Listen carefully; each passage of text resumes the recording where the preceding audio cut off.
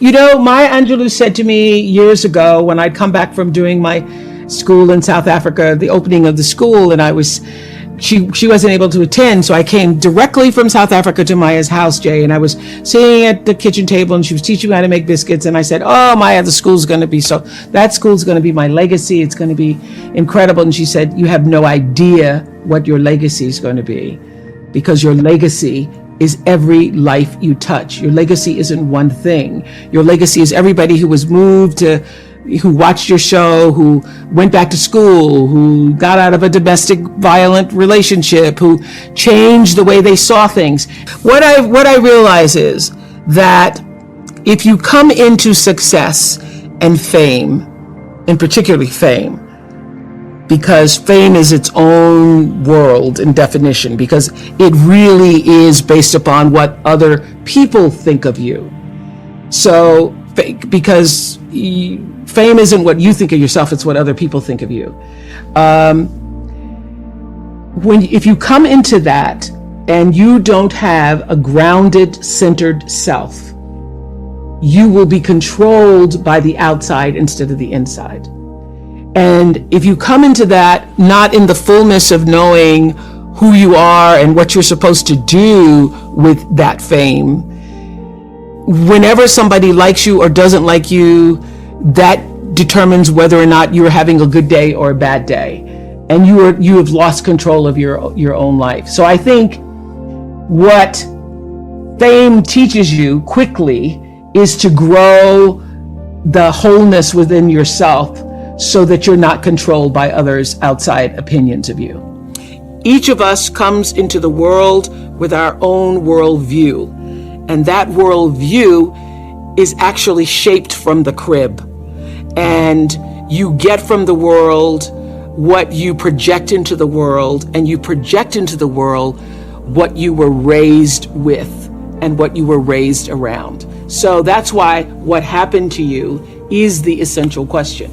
I want people to understand, most importantly, that when you are arguing with a friend and they act like they can't hear you because they're arguing so strongly back at you, they really can't, because of the way the brain is structured. So when you're in fear mode, anxiety mode, when you're really amped up, both of you need to calm down, take a walk, take a break, and come back. Well, you start with understanding that your cup being full is how you allow yourself to give to other people. You can't give what you don't have. You can't love if you haven't been loved. You don't even know how to begin to do that. So I think it begins with fundamentally understanding that you are worthy enough, you are valuable enough, you matter enough to give yourself the love that you deserve. And that starts by taking out time for yourself. So I have my own rhythm and pattern. I know that if I go 6 days and then by the 7th or 8th, don't give myself a break, that lots of other things give, that I'm not as alert, I'm not as attuned, I'm not as centered, I'm not as focused. So I know that is my limit. I cannot go beyond a certain amount of days. And for me, walking in nature is my solace. It is where I feel that I am one with all, and all being, all creation and, connected. For other people, it may be dancing, it may be music, it may be knitting, it may be whatever it is that brings some kind of rhythmic pattern into your life. Actually, it was Bruce and I were walking on my campus in South Africa, and there were a group of girls dancing literally on the lawn, because Lord knows they love to dance. And Bruce says, "Oh, that's not just," I said, "Oh, they're just having fun." And Bruce said, "Oh, they're not just having fun, they actually are healing themselves." Because the rhythmic pattern, that's why when you've been in an argument with someone, or you're in the middle of an argument with somebody, if you just go and take a walk, or you go and turn on some music and you start dancing, if you just have some form of movement, you feel better. One of the most important things, most important takeaways from what happened to you, I believe, is understanding how the brain works. You understand that when you're upset or in fear or angry or are in an antagonized state, and you're trying to reason with a person, a child, your spouse, your boss, your friend, they literally cannot hear you because the reasoning part of the brain is in the cortex, and what you're saying is only reaching the brain stem. So whenever somebody is dysregulated, which is what that is, being anxious and fearful and yelling and screaming, the thing to do is to calm yourself first. Then you will be able to help that other person get calm and regulated. That's how you get to reason. But if you both are just yelling at each other, literally, and you're going, you don't hear me, and you don't hear me either, and you don't, they actually cannot hear you. That's what I thought was so fascinating. One of the most important things I have learned with coping is to accept this moment for what it is. Do not spend your energy pushing again, and that's whether you are late in traffic or whether you are late on your bills and you don't know where the next paycheck is coming from to do it. Don't spend your energy resisting what is. You know, the 5 stages of grief begin with shock and denial and end with acceptance. I have found that to be a great formula for operating in any crisis or challenging circumstance. Get to acceptance as quickly as you can, and that will allow you to cope better with this present moment. Because when you are pushing against, I wish it wasn't this way. I mean, I've seen so many people during this pandemic. Last March, I can't wait until this is over. That was last March. Now we're a year later, and they've spent the year in resistance instead of, this is where we are. Not so sure when we're going to get to shore. I just better learn how to tread stronger. Oh, my legs are getting stronger in the tread.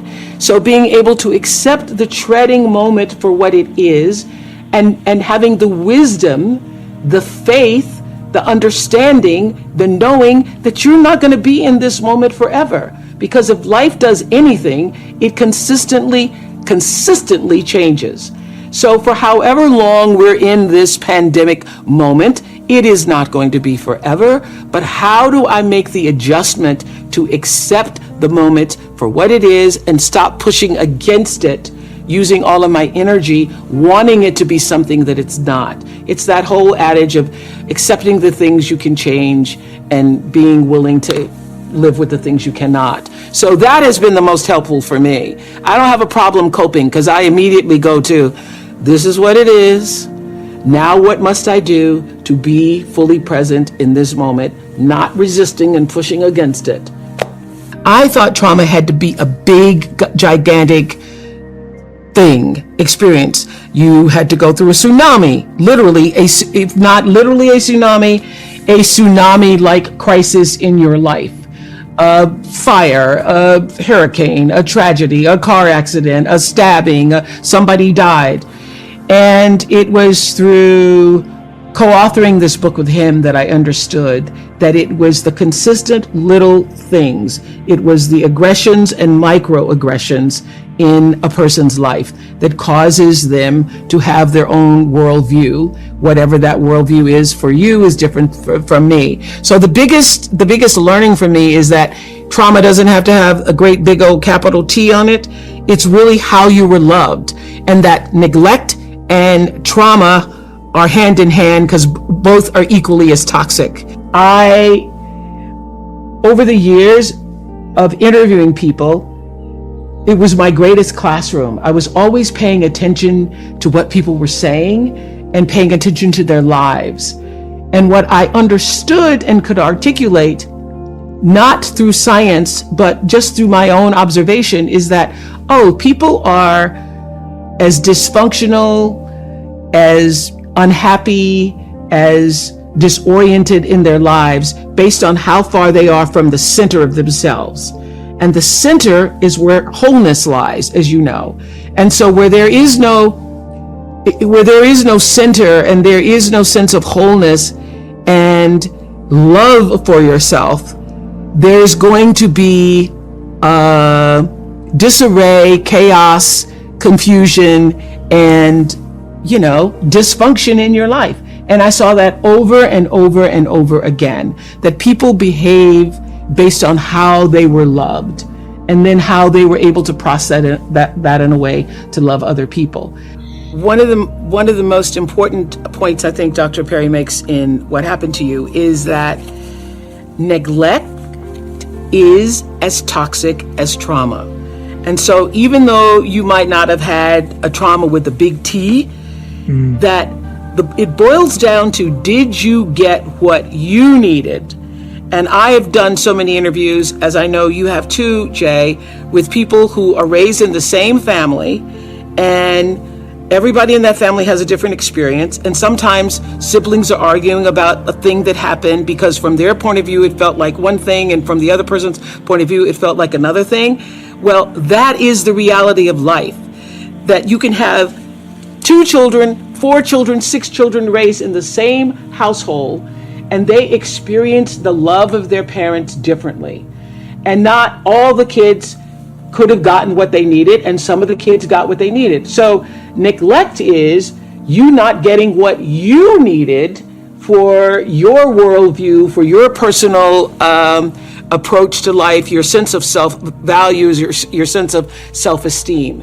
And so I have seen in the thousands of interviews that I've done over the years that the level of dysfunction in a person's life is almost directly proportional to how they were loved, what happened to them, and how they were able to receive or not receive that love.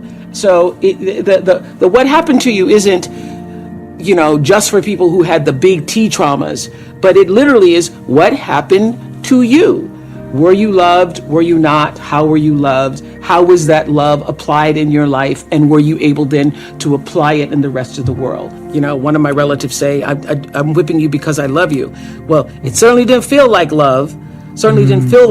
But I know that for that generation, the idea of I'm going to keep you in line and I'm going to make sure you're disciplined and that you're going to obey and do the right thing, in their minds might have felt like love, but certainly did not feel like or was interpreted by me to mean love. I mean, I think now, and I know if you are culturally raised the way I was, you have a lot of pain behind those whippings.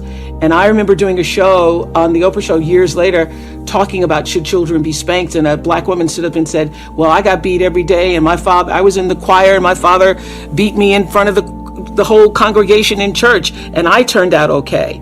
And I'm like, did you really? Because anybody who's ever been hit realizes the humiliation of that. What you feel more than anything, even as a little kid, is the humiliation of it. And what you are being told in that moment is that you have no value, that you are worth nothing, that you are so worthless that I get now to lay my hands on you and physically beat you. So it takes a lot. And I would have to say that it was a lot for me to overcome, to begin to understand that my life was of value. And as I say in What Happened to You, what did that for me were relationships with my teachers. I could cry right now thinking about the teachers who stood in the gap for me and made me feel valued, made me feel important. So it was only at school or speaking in church that I felt a sense of I mattered, that there was some meaning and purpose for me in life. I, grew up in these circumstances where I should have no self-values, no self-worth. But Bruce, as he explains in What Happened to You, you don't have to have it come from your family. Other relationships with people who are nurturing, supporting, caring, and actually just see you. So the reason why I loved school so much is because that's the place that I felt seen.